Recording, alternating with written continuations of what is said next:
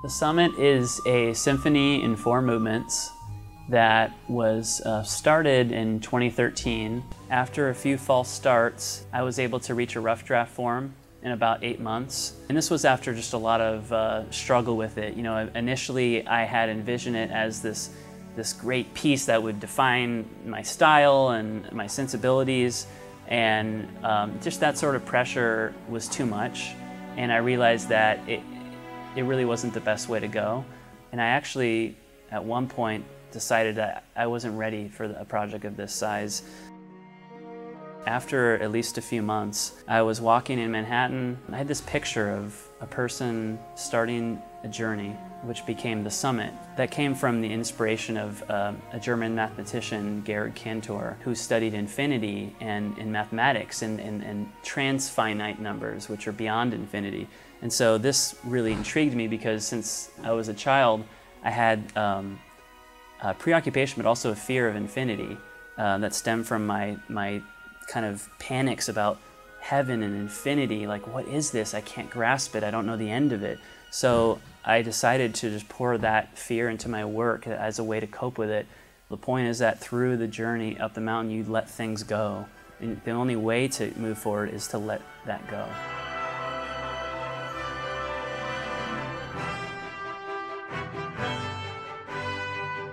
So I've known Jeff for probably about 5 years. We've never worked together before. He's mostly in film music and I'm mostly in classical. But this project, the Summit Symphony, was something he actually sent me a draft of a year ago. And then about 3 months ago, he sent me a draft of a score, an orchestrated score, which I thought was excellent. And I gave him a few fine-pointed suggestions. And within a month, he had asked if I would be interested in conducting the recording session for it, which I was very interested in. It was a great opportunity for me, a great piece, and an opportunity also to work with some excellent musicians in the city. So of course I jumped at the chance.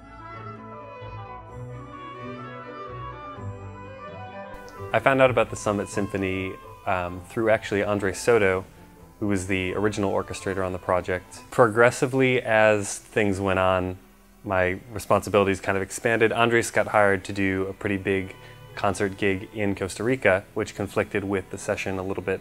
So I took on a little bit more responsibility, and as things went, I just kind of started getting involved more and more with the logistical planning things as well, and here we are.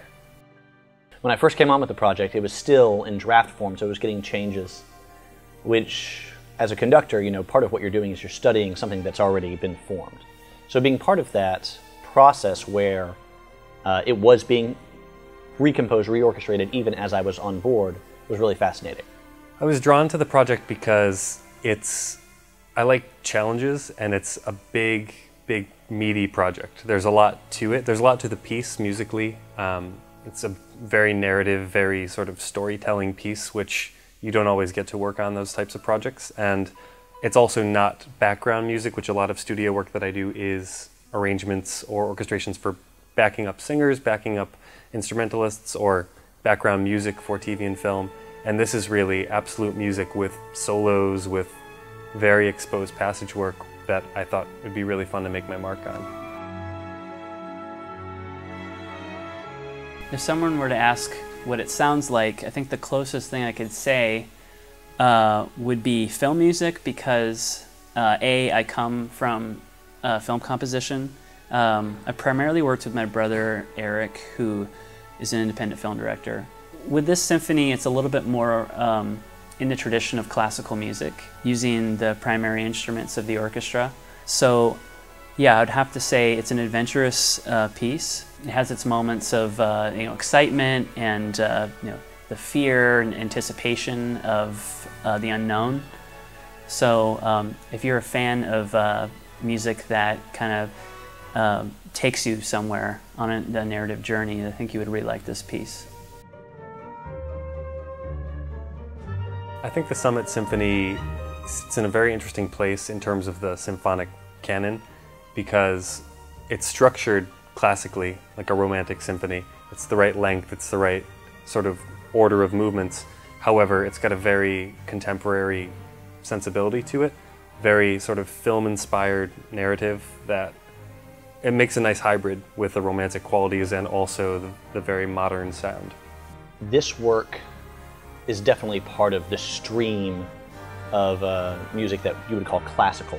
It's very narrative in its form, and so in that way I think that it's quite adaptable. It obviously stands alone as a concert work, but you could actually stage it as a ballet. You could, use it in tandem as a collaboration, I think, with a lot of different things. It's just a very, very adaptive work.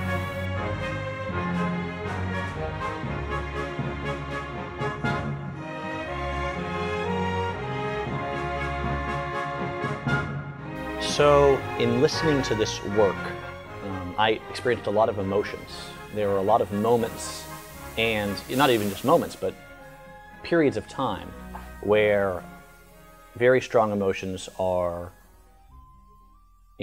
depicted really in a really phenomenal way. So I would say that anyone who's listening to this work is going to have some strong emotions. As it follows the narrative form, there's a lot of ups and a lot of downs. Loud music, soft music, exciting music, mysterious music. It's very, very powerful.